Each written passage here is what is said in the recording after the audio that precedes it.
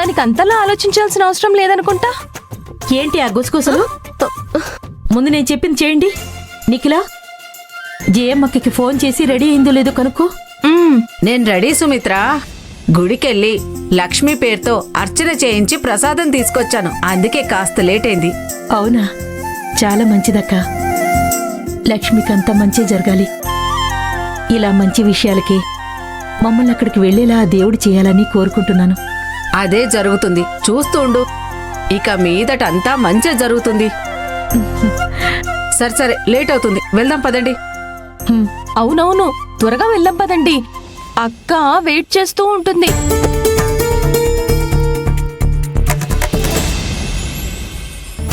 త్రిపుర, నువ్విలా కుళ్ళుకోవడం ఆపకపోతే ఈ జన్మలో బాగుపడలేవు. ఇందులో హరి చేసిన తప్పేముంది? నీకు లక్ష్మి అంటే పడదని చిన్న అవకాశం దొరికితే తనని బ్లేమ్ చేయాలనే ప్రయత్నాన్ని మానుకో. ఈ క్షణమే ఇలాంటివన్నీ వదిలేస్తే నీకు మంచిది. ఏం మాట్లాడుతున్నారు పెద్దమ్మా? అంటే తను చేసింది కరెక్టా? ఇలా తాళి కట్టిన భర్తతో వంట పనులు చేయించడం ఓకేనా? అవును, మంచిదే కదా. తాళి కడితే భార్య కోసం వంట చేయకూడదా? ఎందుకు చేయకూడదు? పని అనేది ఆడా మగ అనే తేడా చూస్తుందా? మగాళ్ళు పని చేయకూడదన్న రూల్ ఏమైనా ఉందా? అమెరికాలో ఉన్న భార్యాభర్తలు కూడా పొద్దు పొడిస్తే ఉద్యోగం కోసం బయటికి వెళ్తారు. ఇంటికొచ్చిన ఇద్దరూ కలిసి అన్ని పనులు చేసుకుంటారు. మనలో కూడా అలాంటి మార్పు వస్తే తప్పేముందే? మగాళ్ళలాగే ఆడవాళ్లు కూడా కష్టపడి సంపాదిస్తున్నారుగా. అలాంటప్పుడు ఇద్దరూ కలిసి వంట చేసుకుంటే తప్పేలా అవుతుంది?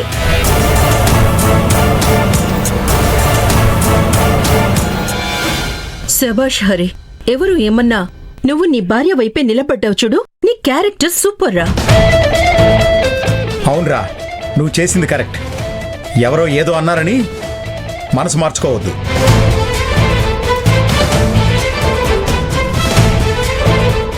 అవును హరి, అందరు ఆడపిల్లలకి భర్తతో కలిసి పనిచేస్తూ సంతోషపడే యోగం ఎక్కడుంటుంది?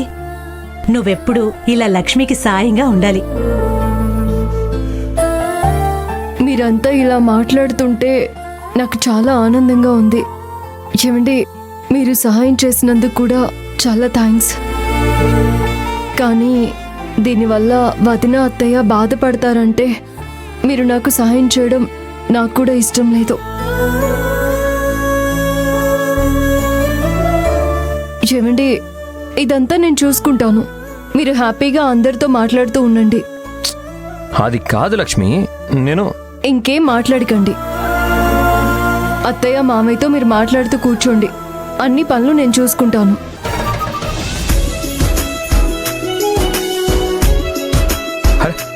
అత్తయ్య గారు వచ్చారు. అత్తయ్య నమస్కారం. నమస్కారం. రండి. అమ్మా రండమ్మా. నమస్తే. నమస్కారం. నా పేరు గిరిజా అండి, హరి వాళ్ల పెద్దమ్మని. నేను లక్ష్మి వాళ్ళమ్మని. నిన్ను చూస్తుంటే అర్థమవుతుంది ఎంత సంస్కారవంతులో. అయిపోయింది. ఇక మమ్మల్ని ఎవ్వరూ అడగరు, పట్టించుకోరు. త్రిపుర, కొన్ని ఎక్స్ట్రా గిన్నెలు మా రూమ్ లో కూడా ఉన్నాయి. రా, వెళ్ళి తీసుకొద్దాం. మీరెళ్ళి కూర్చోండి. రండి, రండి. లోపలికి రండి. రండి రండమ్మా. రండమ్మా.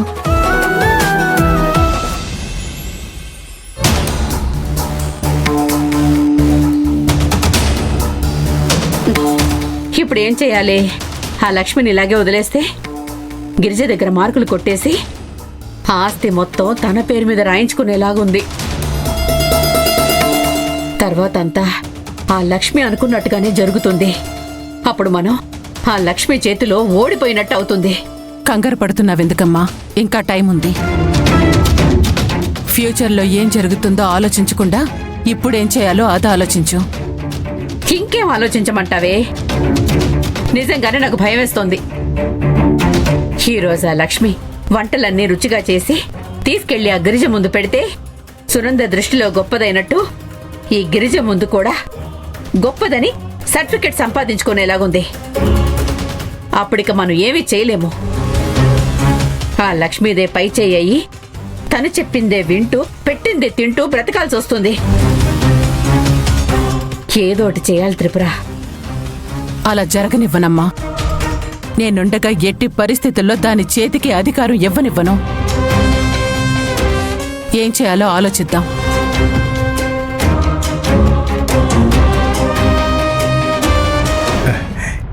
ఏంటి భద్రావతి వాళ్ళు బంధువులు వచ్చినప్పుడైనా కొంచెం సక్రమంగా ఇంట్లో అన్నీ చూసుకోవాలి కదా. ఈ తల్లి కూతుళ్ళు గదిలో ఏం చేస్తున్నారో ఏంటో.